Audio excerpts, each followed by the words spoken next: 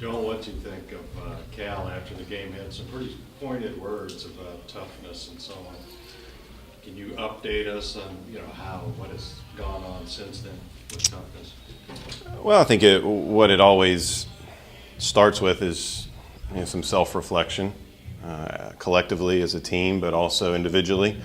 I think Cal might have mentioned that either last night or today, is the guys that we were talking about, that we were concerned about toughness, and Cal was concerned about toughness. We watched the game with them individually. We watched it collectively and made them kind of answer the questions, okay, what happened here? The other piece to that is you just have to say, okay, well, how do we move forward? How do we stop this from happening again? Okay, we feel that, or coach feels that this is a issue on this play. Okay, well, what could you have done before the action? And now what can you do moving forward to ensure that doesn't happen again? Because Tuesday night, obviously, is going to be another game where toughness is going to come into play. And for us as coaches, or for them as players, to think that is not being shown in their locker room or in their film session is somewhat reckless. Because that's what I would imagine was said in the locker room at Thompson Bowling Arena the other night when we're ahead by 8 points and a totally different team came out of the locker room and made it a street fight and not a basketball game. How encouraging is it that the one guy that, obviously the cramps stuff for you guys, but that you had that fight kind of came out of PJ the last couple games? Is this the guy that you kind of expected to see when you guys signed him? I think it's the guy that you hope to see, but until these guys are in a position to actually feel what it's like to play against an opponent that's desperate, and that's what Tennessee was the other night. It's hard to say. It's hard to replicate. It's in practice. It's hard to say in film sessions or mentoring sessions or chalk talks or whatever you can do until a guy sees another guy across from him that wants it more than they do. You can't really expect anyone to be in that situation and then do well.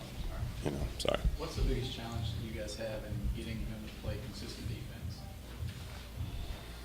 I think it's a number of different things because they're young. They're going to make a new mistake every single day, and what we try to do with them is get them to understand, okay, how did we get to this point? Are you fatigued? Have you been playing too many minutes? Are you not in position 2 passes before, which if you would have jumped to the ball, if you would have been in better position, this would have never even happened. You would have never gotten screened. You would have never been out of position to miss a block out. And I think for us, we just have to continue to teach and teach and teach each game. And our guys want to learn. It's not something that we're doing the same thing over and over again. It's somewhat of a new issue each game. And then is the zone just because you guys are trying to figure out anything to work, or do you think that could be a long-term viable option that you guys get better at as the season goes on? No, I think it's something that has been good for us, and I think that's why we continue to go to it. Our guys are still learning that.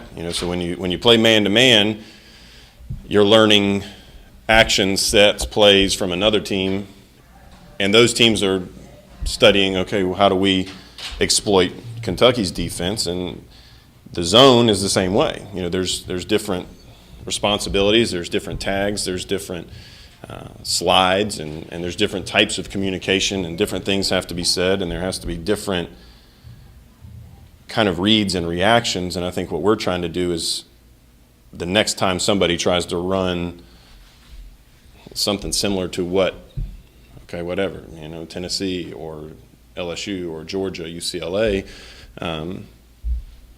you're ready for it. And that's what we have to do, is we have to train them in practice. We have to train them through film sessions to be ready for those situations so that they're ready for it. Joel, the last 2 games, LSU went right to Reed again and again to start the game. Tennessee went right to Grant Williams again and again. What message does that send to you guys? I think it says more about those teams than it does us. I think that is something that we go into games with and have a strategy, maybe offensively, that we're going to try to do this to see maybe how that team responds or reacts. I don't necessarily think it's what I think maybe you're asking is that someone's being called out or something like that, or but see something that can be exploited. Or they're trying to see certain things. Are we going to trap the post? Are we going to play one-on-one? Are we going to dig? Are we going to hedge on ball screens? Are you going to trap on ball screens?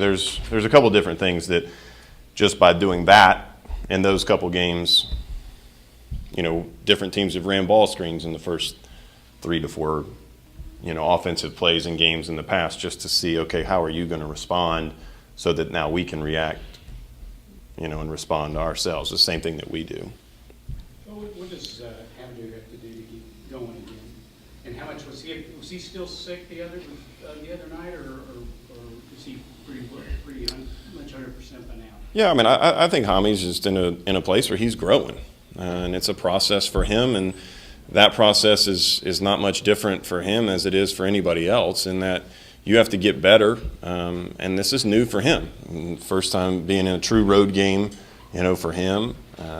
He was sick, and he was really sick in Baton Rouge, and then was sick when we got back. So he had not practiced, until the game, and that is not an excuse. And I think for him, he's learning how people are defending him. Whether it be his man and now a secondary defender, or a weak side defender, he's learning, and I mean, he's a guy who is, we've said before about guys in this program that are, hungry, and they want to get better, and they want to know how they can improve individually and then collectively as a unit. A&M has been in such a flux all season. How do you know which A&M you're prepping for? I think you have to prepare for all of them. Which makes for, an intense preparation on our staff's part and on Cal's part.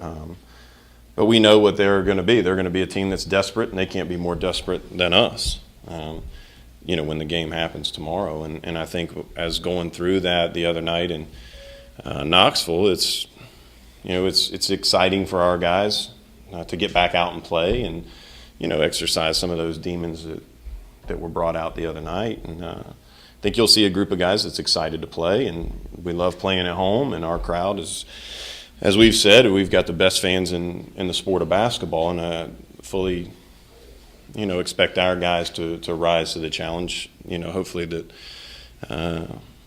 going to be presented to them tomorrow. Was part of Shea's struggles in Tennessee, maybe Tennessee starting to focus on him after 3 straight big games from him? Are teams going to start keying in on him, and does he have to adjust?